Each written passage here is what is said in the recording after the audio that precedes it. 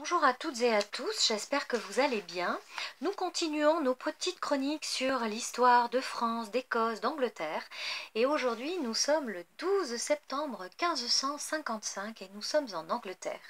Ce fut le jour de l'ouverture du procès de Thomas Cranmer, l'archevêque de Canterbury, dans l'église de l'université de Sainte-Marie d'Oxford. Thomas Cranmer avait œuvré une grande partie de sa vie près du roi Henri VIII. C'est lui qui avait prononcé l'annulation de son premier mariage avec la reine Catherine d'Aragon. Et c'est aussi lui qui avait validé le deuxième mariage d'Henri VIII avec Anne Boleyn contre l'autorité du pape. Donc proche des Boleyn, c'est vraiment un homme qui œuvra toute sa vie pour la religion réformée. En 1555, nous sommes sous le règne de Marie la catholique qui a œuvré pour réprimer le développement de la religion réformée en Angleterre et pour rétablir le catholicisme en Angleterre. Donc il y a eu beaucoup de persécutions, il y a eu un grand nombre de bûchers. Marie la catholique est aussi appelée Marie la sanglante et effectivement c'est cette image que l'histoire a gardée d'elle. Donc de nombreuses charges pesaient contre Thomas Cranmer. Alors tout d'abord le fait qu'il reniait l'autorité du pape, ça c'est quand même quelque chose de primordial.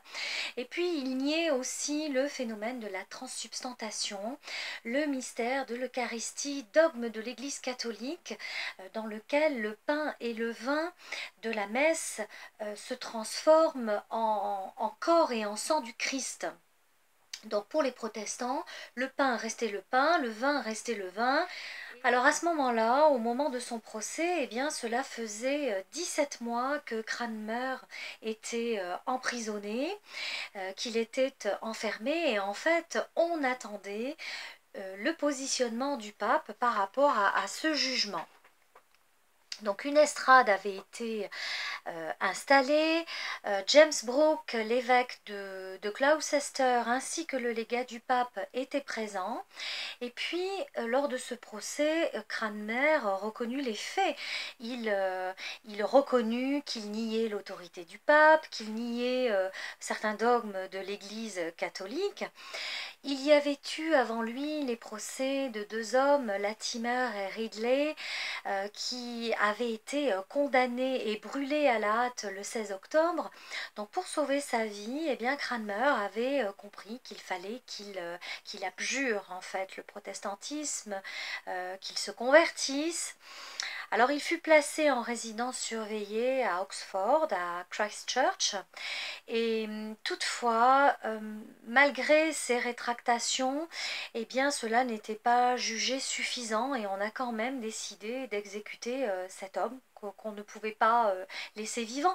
Alors donc il ne faut pas oublier, comme je le disais, nous sommes sous le règne de Marie Ière. Marie Ière était la fille de Catherine d'Aragon et c'est Cranmer qui avait prononcé la nullité du mariage de ses parents et qui avait validé le mariage avec sa deuxième épouse.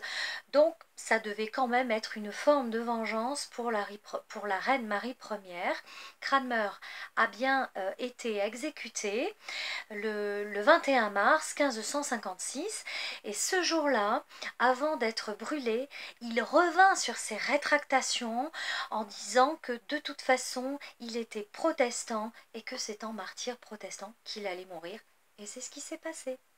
Voilà pour la petite chronique du jour, je vous remercie de l'avoir écoutée et je vous dis à demain pour la suite.